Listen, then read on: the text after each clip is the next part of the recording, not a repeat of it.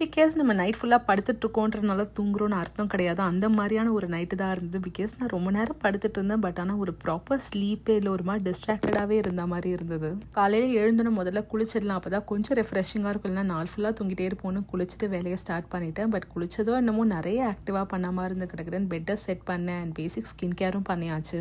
டைம்ஸில் நான் லிப் பாமை விட ஸ்கின் கேர் போது லிப் ஆயில் நிறைய யூஸ் பண்ணுறேன். பிகாஸ் எனக்கு பெட்டர் ஹைட்ரேட்டடாக இருக்கிற மாதிரி ஒரு ஃபீல் ஆகுது. ஸோ லிப்ஸ்டிக்கோட லைட் ஃபீலும் இருக்குது அண்ட் லிப் ஆயிலோட மாய்ஸ்சரைசிங்கும் இருக்கனால ஐ ஃபீல் மோர் கம்ஃபர்டபுள். நல்லாவே அடிச்சனால காலையில் எழுந்தோடனே துணி ஒரு லோட் போட்டு துவச்சிட்டு அதை கையோட காய போட்டேன். பிகாஸ் ஒரு ஃபியூ ஹவர்ஸ்லேயே அதுவும் காஞ்சிடும், அந்த ரொட்டீனும் முடிஞ்சிடும்னு சொல்லிட்டு அதை முடிச்சிட்ட உடனே பிரேக்ஃபாஸ்ட் பண்ண ஸ்டார்ட் பண்ணியாச்சு. ரித்தி குட்டிக்காக சத்து மாவு கஞ்சி அண்ட் எங்கள் எல்லாருக்குமே தோசை சாம்பார். என்னோட ஒன் ஆஃப் த வீடியோ பார்த்துட்டு ஒருத்தங்க கமெண்ட் பண்ணியிருந்தாங்க, எப்படி நீங்கள் ஒரே மாவில் அதே ஒரு கன்சிஸ்டன்சியில் இருக்கும்போது உங்களுக்கு மெலிசாவும் வருது அட் த சேம் டைம் தடியாகவும் வருதுன்னு. ஸோ இது எல்லாமே ஹேண்ட்ஸ் ஆன் ப்ராக்டிஸ் தான். பிகாஸ் பல வருஷமாக தோசை பண்ணுறதுனால அது கண்டிப்பாக அது ஆட்டோமேட்டிக்காக அந்த ஃப்ளோ வந்துடும். அதை மீறியும் சொல்லனா மோஸ்ட்லி ஃப்ரெஷ்ஷான மாவாக இருந்தால் டெஃபினட்டாகவே ரெண்டுமே பண்ண முடியும். இன்ஃபேக்ட் இட்லியும் வாக்க முடியும். பட் 2-3 நாளைக்கு மேலே ஆச்சுன்னா மாவு புளிச்சிருச்சுன்னா தடியான தோசை வரும். பட் மெலிசான தோசை வருது கொஞ்சம் கஷ்டம் தான். எனக்கு ஊத்தப்பம் தான் பிடிக்கும். பட் பிரதீப்காக மட்டும்தான் மெலிஸ் தோசை வைப்பேன். ஸோ அந்த மாதிரி பிரேக்ஃபாஸ்ட் இன்னைக்கு முடிச்சுட்டு டே ஸ்டார்ட் பண்ணியாச்சு.